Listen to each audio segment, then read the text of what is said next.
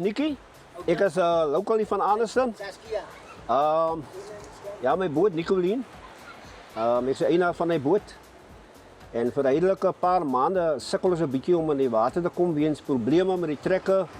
En ons sukkel kyk hoe kan ons maak om die boot in die water te sit. En ek moet dit is ons livelihood, want we elke dag moet see toe gaan om vis te vang om brood op die tafel te sit.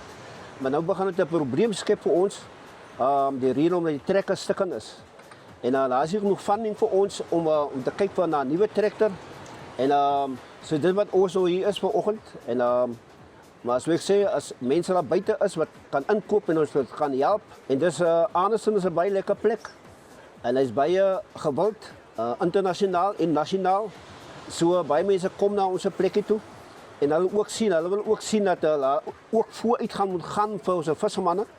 En dis 'n probleem wat ons heilig het. Dat ons kan nie elke dag uit gaan see toe nie, want weens die probleem wat ons het, is die trekker. En hulle probeer 'n hawe bou gepraat van 'n hawe die government, maar dit gaan miljoene rande kos en dit gaan 'n lang proses wees voor hulle is 'n hawe jy kan opsit. So hulle moet kyk om geld in te samel van die government se kant af.